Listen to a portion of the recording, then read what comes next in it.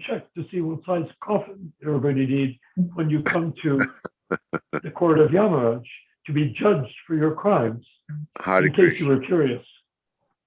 That's, I think, the way he took it, isn't it? Yeah.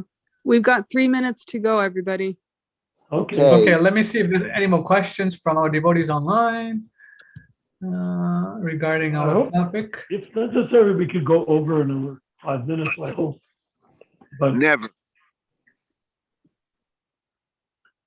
Not according to Rupa. well, Rupa cuts out. She doesn't even say goodbye. She just out. Okay, so So there's no questions or comments. If anything comes up, I'll let them say to us on our next meeting, and I'll communicate it with the group. So thank you, Narayan Prabhu, for giving us this insight about what was happening and how it happened and how to put things in perspective. yeah. It makes a lot of sense to me. This has been 52 years after that, and I'm just now getting an inkling as to what really happened. Better and then late. I look at it and I say, yeah, no, I knew millions of things. You know what I'm like.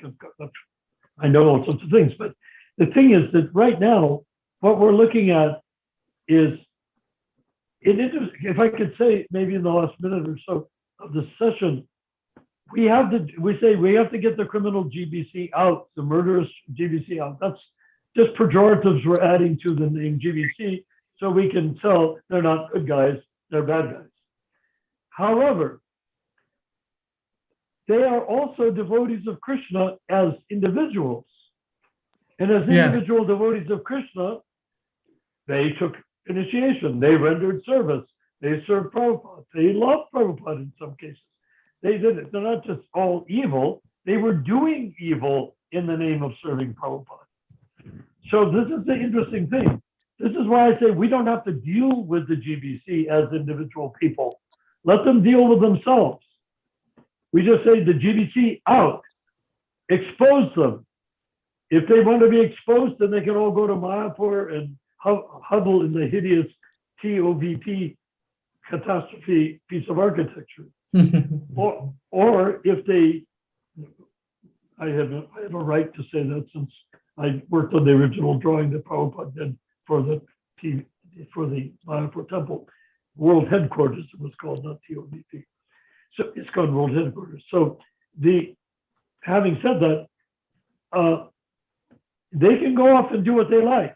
Anybody, I would predict that out of all the Iskcon temples, if the GBC gets ostracized, meaning if they are publicly acknowledged in the newspapers, on the radio, on television, on the internet, on Facebook, etc., as criminals that murdered their guru and stole the movement and did everything for their own money and power against Prabhupada's orders, that there will be tons of people that will leave the GBC or they're under their control simply because they don't want their names to be searched. I did good work. I was a cook. I didn't do any of that bad stuff. Okay, but you're working for the GBC. Oh, okay, not anymore. I'm not. Now I'm working for Prabhupada. Okay, it's time's up. Okay, thank you very much. But Ramachandra, okay, before we cut off, what not yet? Ramachandra, does that make sense to you? Yes, Prabhu. It makes sense to make the bullet point. There will be people that redeem themselves, but we don't have to redeem them. Yes. We don't have to convince a single GBC member to give up the title of GBC.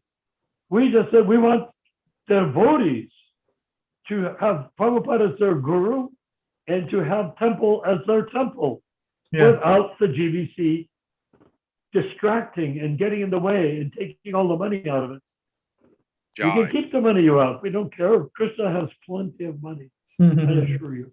Prabhupada said, Krishna is not a poor man. Prabhupada actually said that. Krishna is not a poor man. Yes. Yeah. So we don't have to worry about money. Oh, they stole it. We want to get it back. No, let them keep it.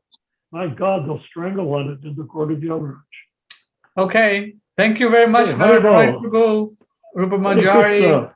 Mahaprabhu, and our devotees Jai watching everyone. online. Hari Bol. Great haircut, great beard. Mahaprabhu, thank you for your indulgence.